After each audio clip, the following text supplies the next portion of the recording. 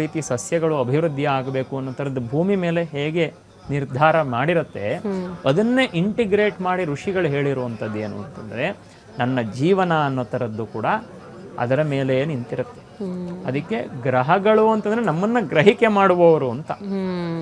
ಗ್ರಹಗಳ ಬದಲಾವಣೆ ಅನ್ನೋ ಥರದ್ದು ಪ್ರಕೃತಿಯ ಮೇಲೆ, ಪ್ರಕೃತಿ ಮೇಲಾದಂತಹ ಬದಲಾವಣೆ ಜೀವನದ ಮೇಲೆ ಆಗತ್ತೆ ಅನ್ನೋದು ಸ್ಪಷ್ಟವಾಗಿದೆ.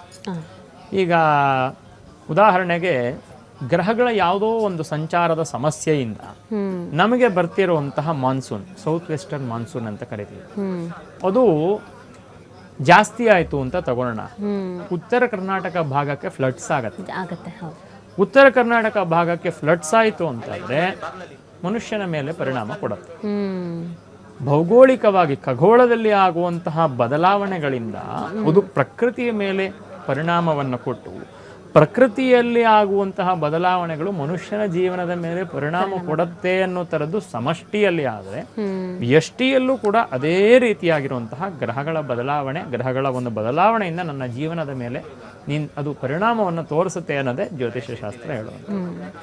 ಗುರುಜಿ, ಇವಾಗ ನಮ್ಮಲ್ಲಿ ಒಂದೊಂದಕ್ಕೊಂದೊಂದು ನಂಬಿಕೆ ಅನ್ನೋದಿದೆ. ಅದು ಹಿರಿಯರಾಗಿರ್ಬೋದು ಅಥವಾ ಅಲ್ಲಿ ನಡ್ಕೊಳ್ಳೋರಾಗಿರ್ಬೋದು, ಪಾಲಿಸ್ಕೊಂಡು ಬಂದಿರ್ತಾರೆ. ಅದು ಅವರವರ ನಂಬಿಕೆಗೆ ಬಿಟ್ಟಿದ್ದು. ನಾವು ಅದು ಸತ್ಯ ಸುಳ್ಳು ಅಂತ ಜಾಸ್ತಿ ಹೇಳಲಿಕ್ಕೆ ಆಗೋದು ಇಲ್ಲ, ಅವ್ರ ಭಾವನೆಗೆ ಬೇಜಾರಾಗತ್ತೆ ಅಂತ.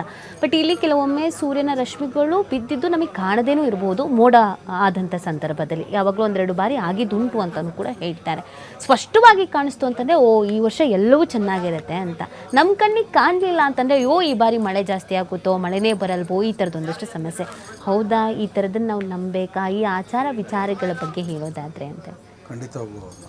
ಯಾಕಂದರೆ ಮೊದಲಿಗೆ ನಾವು ತಿಳ್ಕೊಬೇಕಾಗಿರೋದು ಋಷಿ ಮೂಲ, ನದಿ ಮೂಲ, ಸ್ತ್ರೀ ಮೂಲ ಇವನ್ನ ಯಾವುದು ಕೆತ್ಕಕ್ಕೆ ಹೋಗ್ಬಾರ್ದು. ಮನುಷ್ಯ ಏನು ಮಾಡ್ತಾನೆ, ಎಲ್ಲವನ್ನೂ ಕೆತ್ತಾ ನೋಡ್ತಾ ಇರ್ತಾನೆ, ಯಾವುದಾದ್ರು ಒಂದು ಏನಾದ್ರು ಮಾಡೋದು ಅಂತ. ಪ್ರಕೃತಿಯಲ್ಲಿ ಆಗ್ತಕ್ಕಂಥ ವಿಸ್ಮಯನೇ ಬೇರೆ.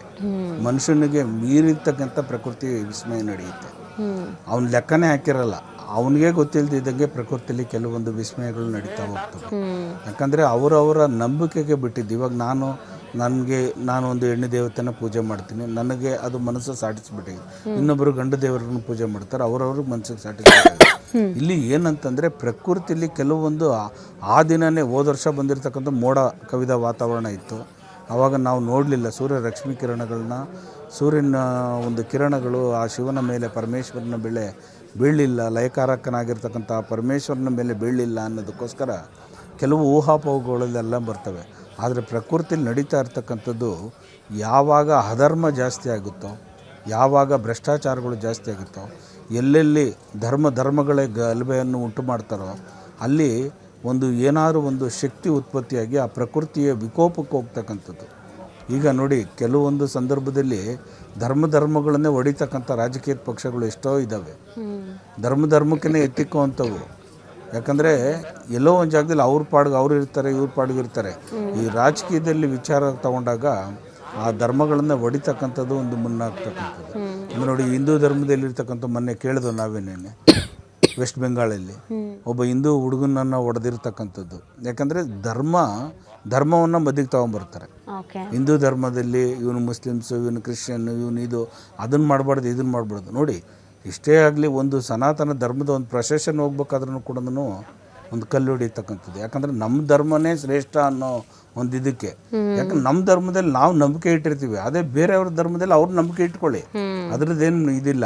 ಆದರೆ ವ್ಯತ್ಯಾಸ ಏನಿಲ್ಲ, ನಮ್ಮ ನಂಬಿಕೆಗೆ ಅದಕ್ಕೆ ಅನುಗುಣವಾಗಿ ನಾವು ಮಾಡ್ತಕ್ಕಂಥದ್ದು. ಇಲ್ಲಿ ವಿಶೇಷವಾಗಿ ಏನಂತಂದರೆ, ನಮ್ಮ ಸನಾತನ ಧರ್ಮದಲ್ಲಿ ಅತಿ ಹೆಚ್ಚಿಗೆ ಪ್ರಾಮುಖ್ಯತೆ ಇರ್ತಕ್ಕಂಥದ್ದು. ಇಲ್ಲಿ ಕೆಲವೊಂದು ನಾವು ಯಾವ ರೀತಿ ಒಂದು ಪೂಜೆಯನ್ನು ಮಾಡೋದು, ಯಾವ ರೀತಿ ನಾವು ಭಕ್ತಿಯನ್ನು ಸೂಚಿಸ್ತೀವೋ ಅದು ನಮಗೆ ಅದೇ ತಕ್ಷಣಕ್ಕೆ ನಮಗೆ ಫಲವನ್ನು ಕೊಡ್ತಕ್ಕಂಥದ್ದು. ಆ ನಂಬಿಕೆನೇ ನಮಗೆ ಫಲವಾಗಿ ಕೊಡ್ತಕ್ಕಂಥದ್ದು. ಹಾಗಾಗಿ ಇಲ್ಲಿ ಏನಂತಂದರೆ, ಪ್ರಕೃತಿ ವಿಕೋಪಗಳು ನಡೆಯೋದು ಮನುಷ್ಯ ಮಾಡ್ಕೊಳ್ಳೋ ತಪ್ಪಿನಿಂದನೇ ಆ ಪ್ರಕೃತಿ ವಿಕೋಪಗಳು ನಡೀತಕ್ಕಂಥದ್ದು. ನೀನು ಬೆಳಗ್ಗೆ ಎದ್ದು ನಿನ್ನ ಕಾಯಕವನ್ನು ನೀನು ನಿಷ್ಠಾವಂತನಾಗಿ ನೀನು ಮಾಡ್ತಾನೆ ಬಾ, ಎಲ್ಲೋ ಒಂದು ಜಾಗದಲ್ಲಿ ಆ ಭಗವಂತ ನಿನ್ಗೆ ಆಶೀರ್ವಾದ ಮಾಡಿರ್ತಾನೆ. ಹಾಗೆ ದೇವ್ರ ಹೆಸರು ಹೇಳ್ಕೊಂಡು ನಾವು ಮಾಡಬಾರ್ದಿರೋ ಕೆಲಸಗಳನ್ನೆಲ್ಲ ಮಾಡೋಕ್ಕೆ ಹೋದಾಗಲೇ ಅಲ್ಲಿ ನಿನಗೆ ದಂಡಂ ದಶಗುಣಂ ಭವೆ, ನಿನಗೇನಾದರೂ ಒಂದು ಮಡಗಿರ್ತೀನಿ ಅನ್ನುವಂಥದ್ದು. ಹಾಗೆ ಪ್ರಕೃತಿನೂ ಕೂಡ ನಾವೇನು ಮಾಡ್ತೀವಿ ಪ್ರಕೃತಿಗೆ ನಾವೇನು ಪ್ರೀತಿ ತೋರಿಸ್ತೀವಿ ಆ ಪ್ರಕೃತಿ ನಮ್ಗೆ ಒಳ್ಳೆ ಪ್ರೀತಿಯನ್ನು ಕೊಡುತ್ತೆ.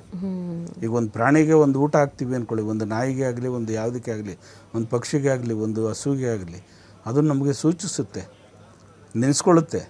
ಒಂದು ಬಿಸ್ಕೆಟ್ ಹಾಕಿದ್ರು ಕೂಡ ಅದು ಬಾಲ ಅಳ್ಳಾಡಿಸಿದ್ದು ನೀವು ಎಷ್ಟೋ ವರ್ಷಗಳ ಕಾಲ ಹೋಗಿ ನೋಡಿ, ಅದು ಬಾಲ ಅಳ್ಳಾಡಿಸುತ್ತೆ. ಅದು ಪ್ರಕೃತಿಗೆ ನಾವು ಕೊಡ್ತಕ್ಕಂಥದ್ದು. ಓಕೆ ಗುರುಜಿ, ಇವಾಗ ನಾವು ಇದನ್ನು ನೋಡ್ತಾ ಇದ್ವಿ ಅಂದರೆ ಅದು ಹಂತ ಹಂತವಾಗಿ ಮೊದಲಿಗೆ ನಂದಿಯ ಮೇಲೆ, ವಿಗ್ರಹದ ಮೇಲೆ, ಆಮೇಲೆ ನಂದಿಯ ಕೊಂಬಿನ ಮಧ್ಯದಲ್ಲಿ ಹೋಗುತ್ತೆ. ನಂದಿಯ ಕೊಂಬಿನ ಮಧ್ಯ ಅಂದರೆ ಶಿವಪುರಾಣದಲ್ಲಿ ಒಂದು ಮಾತಿದೆ, ಹಾಂ, ಈಶ್ವರ ಲಿಂಗವನ್ನು ದರ್ಶನ